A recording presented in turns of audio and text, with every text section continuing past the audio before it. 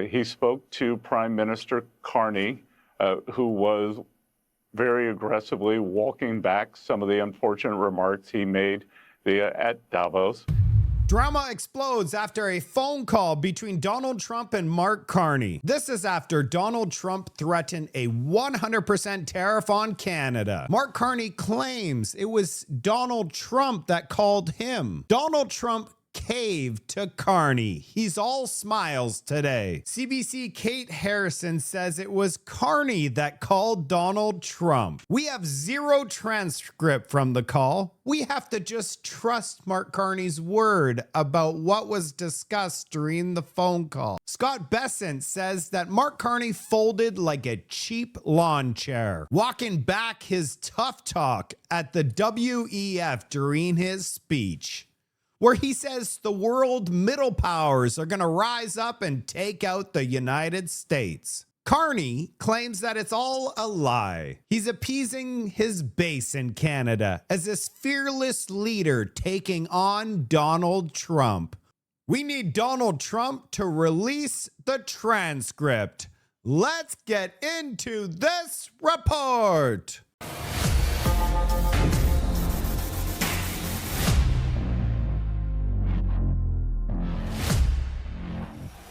Significantly. They're already down quite a bit. Let's talk about the Prime Minister, or if you prefer, Governor of Canada, and him threatening to break economic alliances with the U.S., go with China. The president has threatened a 100% tariff. What impact would that have? It would be a disaster for Canada. I was in the Oval with the president today. He spoke to Prime Minister Carney, who was very aggressively walking back some of the unfortunate remarks he made at Davos. But to be absolutely clear, and I said this to the president, I meant what I said in Davos. And Sean, I'm not sure what the Prime Minister was thinking. Of course, Canada depends on the U.S. There's much more north-south trade than there could ever be east-west trade. He talks about middle countries having to do their own thing. And I'm old enough to remember when French President Francois Mitterrand tried to go down that route. It failed back in the 80s. It'll fail now. And Canada is linked to the U.S., and the Prime Minister should do what's best for the Canadian people rather than trying to push his own globalist agenda. Scott Bessent says that you walked back your comments on Davos in a conversation with Mr. Trump. Is that the case, Prime Minister? As I said, well, first off, the president called me yesterday. We had a very good conversation on a wide range of subjects, ranging from situation in Ukraine, Venezuela, Arctic security. We discussed as well what Canada is doing positively, and this is the context of our discussion, what Canada is doing positively to build new partnerships around the world. I explained to him our arrangement with China.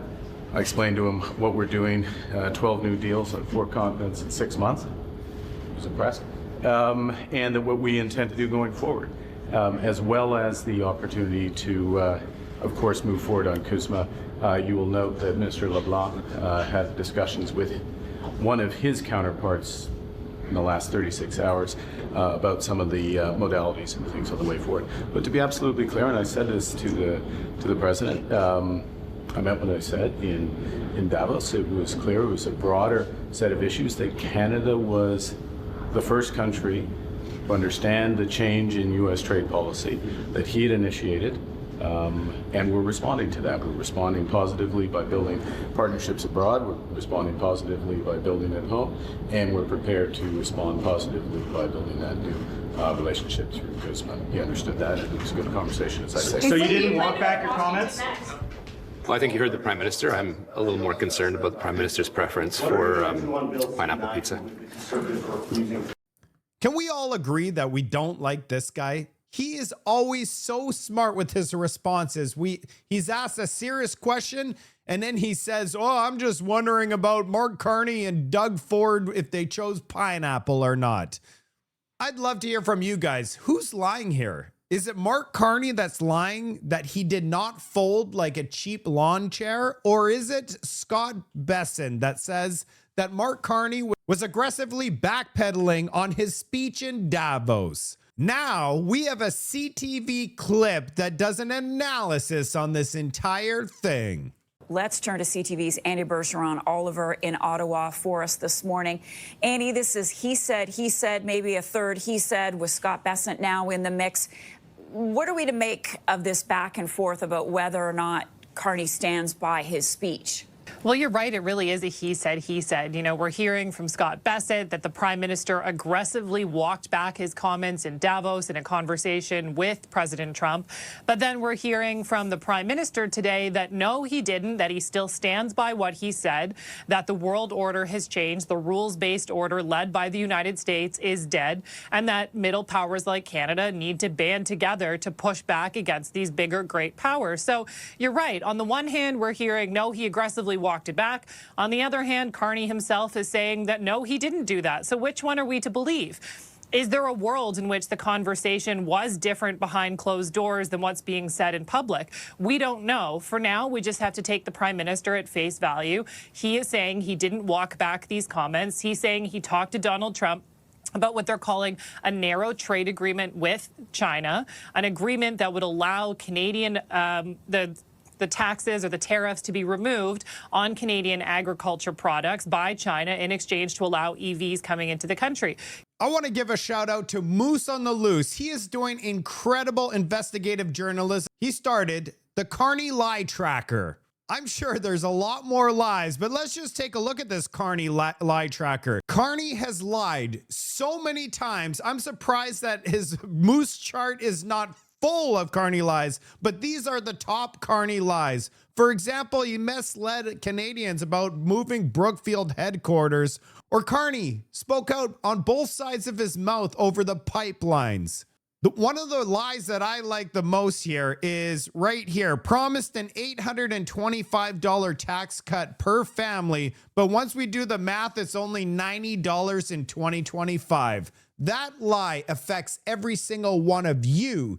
He's telling you he's giving you a whole bunch of money and you get $90. Oh, and one of the biggest lies he's ever made is Carney lied about recruiting floor crossers. He said, I'm not recruiting anybody. They're just coming over to us because we have the absolute best policies. And then we have MPs come out and say, no, we've been approached and they're offering things. We still want to know what they're offering. So no, we're not going to take Mark Carney's word for it at face value. Well, one thing that seems to be clear, Marcia, is that this isn't going to be the end. If you look at the conversation on True Social over the last few days, Donald Trump seems to be in a position where he's really aiming at Canada. He's had multiple True Social posts talking about Canada. Now he's starting to call the Prime Minister Governor Carney. So it doesn't feel like this is the end to this conversation. I think we just have to kind of stay tuned to see what happens and what develops.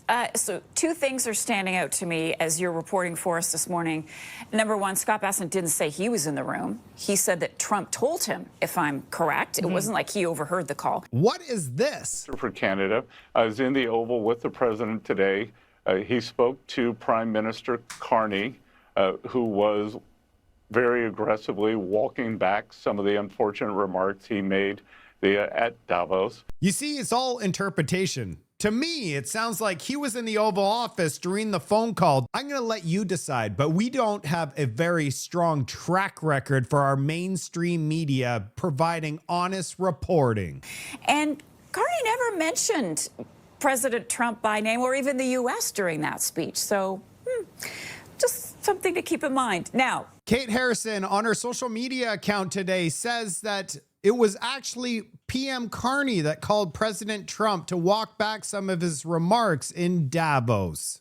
And I wrote on social media today, this entire thing can be resolved if Trump would release the entire call's transcript. Please, Mr. Trump, just release the transcript. Carney also paid yesterday a visit to Toronto to visit with Premier Doug Ford after Doug Ford was pretty upset about the deal with China, and he said he wanted to sit down for either a sandwich or a pizza with the Prime Minister. And Annie, it sounds like that happened. So have they mended their fences? It seems like they have mended their fences just over pizza. Although I think, you know, there are some people, and maybe Ford is one of them, who doesn't agree with the fact that the Prime Minister ordered a Hawaiian pizza at this gathering. But, you know, we'll leave that there. But it does seem like they mended these fences. You know, we heard these comments from Doug Ford saying that he was angry that he didn't get any type of heads up that this deal was going ahead with the Chinese government. He said that, you know, I thought I had a good relationship with the Prime Minister. He could have texted me, is what Doug Ford said. He called this deal terrible. He said it was going to come at the expense of Canadian auto workers and specifically Ontario auto workers. And now, you know, it seems like the conversation has kind of shifted. Doug Ford yesterday saying that we're a big family. He said, you know, brothers and sisters get along, but sometimes they disagree. But 99% of the time, they do get along. And even his tune sort of on the deal changed. In part, I think that's because the industry minister, Melanie Joly, was in the Ontario legislature yesterday talking to Doug Ford, talking about this auto strategy that the two of them are going to be working on together to ensure that Ottawa and Ontario's priorities are aligned when it moves forward, and to ensure that automakers who do come into Ontario are building with Ontario in mind, with Ontario workers in mind. And I think that's where Doug Ford was talking about having some concerns. He wants to ensure that if the Chinese automakers do come in, that Ontario workers, and specifically unionized workers, are going to be employed to be making the cars, to be making the parts. So it does sort of seem like the two of them are on side now, talking about this Team Canada approach. And again, I think this all comes back to Trump.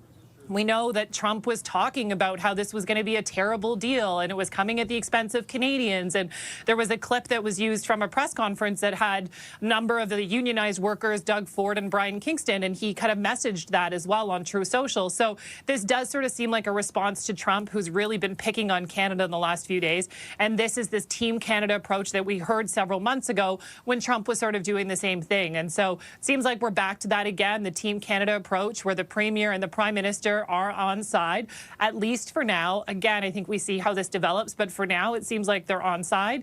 And, you know, we just kind of have to wait and see what this means moving forward. All right. This is just a reminder that Doug Ford is in fact a Liberal. He backed Mark Carney in the last federal election, and Canadians will not forget what he did. So there's no surprise that they're best buddies all of a sudden. And the internet is obviously not too impressed with Doug Ford becoming best friends and flip-flopping so quickly. We're going to move on to Olivia Chow claiming that 56 meters of snow has buried Toronto. You can't make any of this stuff up. Then we're going to take a look at the House of Commons. Mark Carney, for the first time this year, faces Pierre Poilievre, and oh yeah, bunch of fireworks.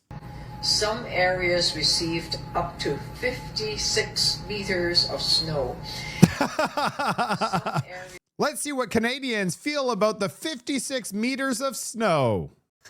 Doug Ford's out digging out the CN Tower. They were able to get half of the CN Tower dug out. Canadians are jumping out of a 26-story building. And buildings are just completely covered in snow. And here's an aerial image of the downtown core in Toronto. Before we go to the House of Commons, if the Liberals actually wanted to make life more affordable for Canadians, here's the average expenditures for Canadians.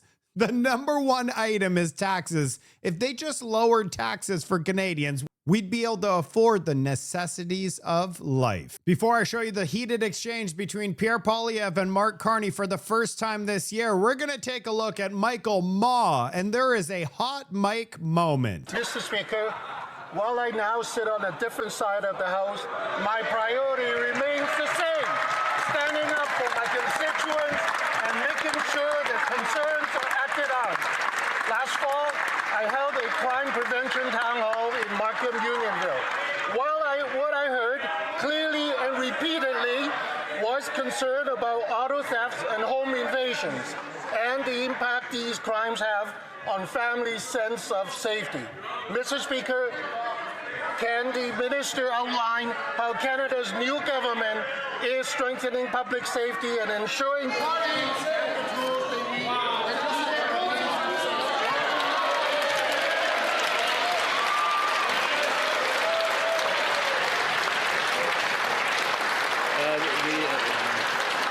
Sore losers on that side. They're not sore losers. The guy is a traitor. All right, let's watch Pierre Poilievre and Mark Carney's exchange today. Mr. Speaker, yesterday the Prime Minister held a photo op at a grocery store in front of food, but there was just one thing missing. The price tags. He had ordered his PMO staff to literally show up early at the grocery store and remove the price tags. They're back up today. We went and checked, and they're really high. In fact, grocery prices are rising faster in Canada than in any other G7 country, twice as fast as in the States, twice as fast as when he took office. Mr. Speaker, the hidden costs that this Prime Minister imposes on inflation will not go away because he tries to take down the price tag. Why won't he take down the price? The Right Honourable Prime Minister. Mr. Speaker, yesterday, before I had lunch with the Premier of Ontario, I had a long meeting with the Premier of Ontario. I would like to introduce the Leader of the Opposition to the Premier of Ontario so we can learn something about cooperation, cooperation on housing, cooperation on building the best auto sector in the world, cooperation on good jobs for Ontarians and Canadians, cooperations on rising wages, which have risen faster than inflation every single month of this year.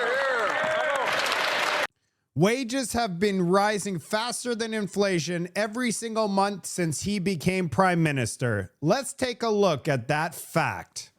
Real Mr. Bench on X shows that the MPs are going to get a 4.2% raise on April 1st of this year. The base salary for ministers is increasing by almost $9,000 and $13,000 for cabinet ministers. So the MPs' wages are going up by 4.2%, which is in fact above inflation. Did you know that 1 in 4 employees in Canada work for the government?